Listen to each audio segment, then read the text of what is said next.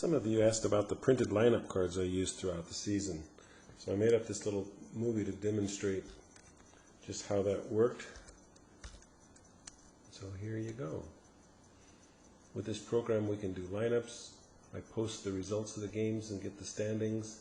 And I've also got a schedule builder that I can generate a schedule for the season if we need. Okay, here's the basic screen that you get.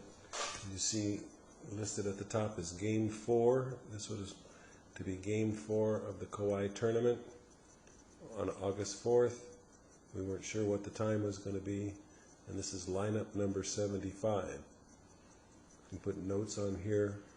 My courtesy runner codes were stars at least 6 away, and double stars as if somebody got injured. So I designated courtesy runners for everybody just in case of injuries. This is the different ways that you can generate a lineup. Let me just show you basically. So this first screen shows lineup number 75. You see the positions, they're in their relative position as you see them on the field. So this is the player, his number, and the big red number is their place in the batting order. There's a place over here for substitutes, which you see is blank. And there's a place over here for extra hitters, which is blank. And that's because we only had 10 going into the tournament. So here's Game 3 against Ohana, same lineup. Game 2, same lineup. Game 1 against Firehouse, same lineup. So let's go back to something a little more interesting. This would have been the last game we played on the 24th against the Monarchs, but we were rained out. Here's the game we played against the Toros. Here's the game we played against Mixed Breed. Let's use this one as an example just to show. So here we have substitutes. I've got 4 substitutes. And I've got myself listed as an extra hitter.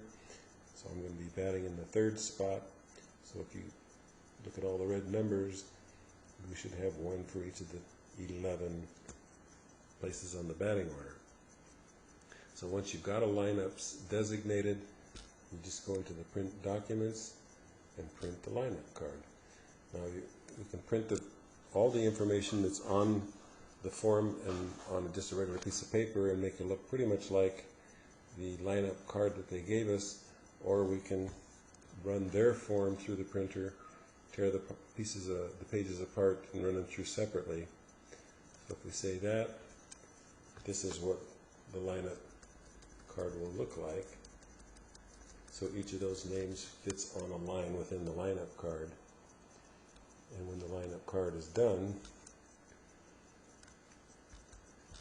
it should look something like this. So this is for, of course, Carnetta's team. When we played Mixed Breed, list the coaches, the date, and this lineup number matches the lineup number that I'm working with on this first view. So we'll close that. Now, I told the guys when I started this that I would coach, but everybody's going to play. So in order to make that happen, I need a game plan. I can't just go out there and wing it. So this game plan, let's slide it over here so you can see it a little more clearly, shows the batting order, the jersey number, the player. This column shows the courtesy runners. So Ron is going to run for me, Fred's going to run for Bob Schumacher. If we scroll down a little farther, Herman is going to run for the people in the number 10 slot, and Spider is going to run for Norm in the 11 slot. Over here, we use stats to designate our batting order. So I've said that I'm going to use the best on-base percentage for the first 3, the best slugging percentage for the next 3, and the batting averages going on down. This column, of course, shows the player's age and the position that they're going to be playing for innings 1 through 7. And you see down here where we're going to run substitutes. Bob Abraham is going to play the first 4. Willie's going to play the last 3. And I would generally switch those, so Willie would start the next game, and they would alternate. All right, that's the game plan. Now, I can also print out score sheets. So Kiara is our scorekeeper. In this case, I don't want to print it, so I'm just going to hit enter. And this generates, because it's with a home team, it generates a blue background. And this little image here is typical of what you'd find in any scorebook. And then as well, we can print the opponent's score sheet. And because they're the visitors, it becomes the pink color. Blank, of course, because we don't know their lineup. And then the other thing we can print is something that I kind of studied before we go into a game, and that's the courtesy runner grid. So in this, Fred, in this case, can run for anybody where there has a blank square in this first column. And when it gets down to the asterisk, that's the person that is actually 6 places away from Fred. So he can run for this person and not get trapped on base. He can run for the number 7 spot if there's 1 out. He can run in the number 8 spot if there's 2 outs. But the 9, 10, and 11 spots he cannot run for. And this is consistent throughout the entire batting order.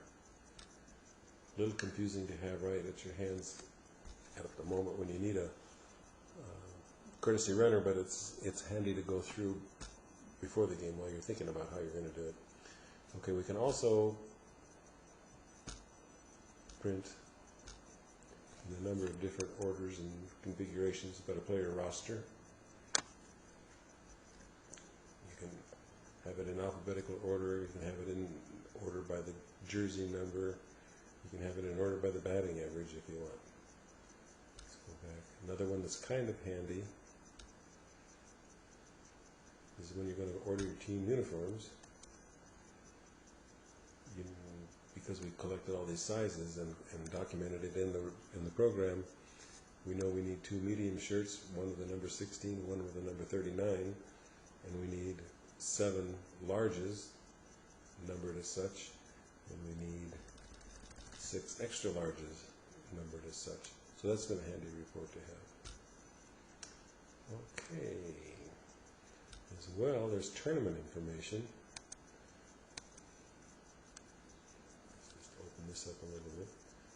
So everyone that's going to the tournament is listed here. I've got their phone numbers, I've got their flight information, when they're coming in and when they're leaving, and whether they're attending the luau, whether they need a ride, or whether they have their own rental car, and the hotel they're staying at. So all that kind of came in real handy during the tournament. Okay, that's pretty much it.